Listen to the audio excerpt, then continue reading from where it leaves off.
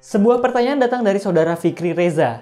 Banyak musisi atau band yang membuat karya hebat sehabis patah hati. Apakah ada hubungannya antara putus cinta dengan dorongan berkarya? Pertama-tama, kita harus menyadari bahwa patah hati membuat pikiran kita berada pada keadaan kacau. Mulanya kita bahagia karena cinta, sebab dunia seolah berjalan dengan keteraturan. Makan sama dia, jalan sama dia, ngerjain tugas sama dia, bilang cinta sama dia, dan dia akan bilang dia juga cinta. Semua begitu teratur. Apa yang kita angankan bisa jadi nyata. Sampai terjadi yang namanya putus cinta.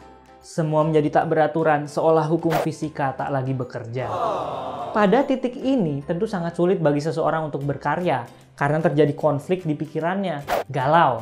Keinginan tiada sejalan dengan kenyataan hidup. Sementara, menurut Mihai Csikszentmihalyi, flow atau pengalaman optimal dalam beraktivitas terjadi ketika informasi yang kita terima sejalan dengan tujuan kita, sehingga energi psikis dapat mengalir dengan lancar. Nah, di sini kita harus ingat bahwa manusia dapat bertahan hidup sejauh ini karena mampu mengelola ketidakteraturan menjadi sesuatu yang berguna dalam mencapai suatu tujuan. Aliran sungai yang deras yang tadinya berbahaya diolah menjadi sumber energi melalui pembangkit listrik tenaga air. Sama halnya dengan aliran kegalauan. Harus bisa ditransformasi menjadi motivasi untuk berkembang. Kayak yang udah dijelasin di video sebelumnya, tentu ketika pertama mengalami putus cinta, dia akan berusaha mendapatkannya kembali. Ketika upaya gagal, seseorang harus menyadari bahwa ambisinya tidak dapat dipaksakan. Seseorang harus menerima bahwa keinginannya lah yang harus diselaraskan dengan kenyataan hidup, berdamai dengan situasi dan kondisi.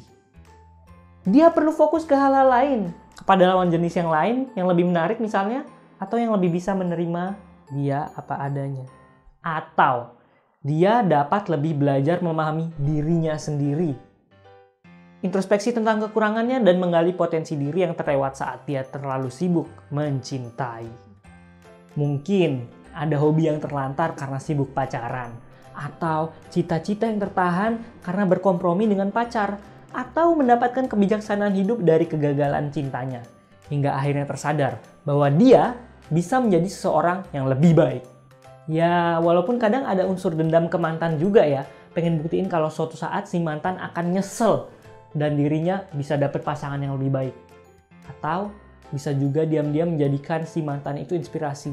Kayak Zainuddin yang berkarya untuk Hayati. Nah, dari situ seseorang dapat memiliki energi dan dorongan lebih untuk menemukan tujuan baru yang selaras dengan kondisi diri dan dunia sekitarnya.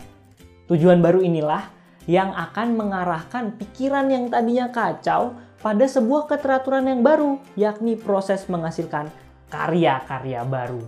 Dalam proses berkarya inilah seseorang dapat kehilangan kesadaran dirinya, merasakan flow, ngerasa in the zone. Apalagi habis patah hati, empati seseorang lagi dapat banget. Dan empati ini yang akan mendorong kreativitas seseorang menjadi tinggi. Empati membawa manusia pada kesepahaman rasa dengan manusia lain.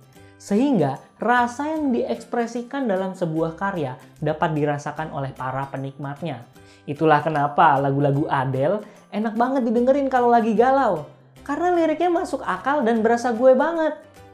Dalam bukunya yang berjudul Perempuan, Quraish Shihab mengatakan bahwa ketika perempuan memasuki hidup lelaki, lelaki menjadi seniman, penyair, dan sastrawan. Kalau kita menyingkirkan perempuan atau yang berkaitan dengannya dari sastra, kita akan kehilangan banyak sekali apa yang selama ini kita nilai sastra.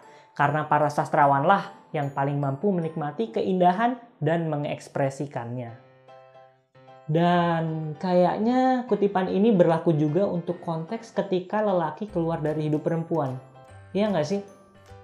Kesimpulannya, patah hati dan kegalauan dapat diolah menjadi suatu inspirasi dan perspektif baru dalam menjalani kehidupan. Jika kita mampu menyikapinya dengan positif, justru kita akan menemukan hikmahnya.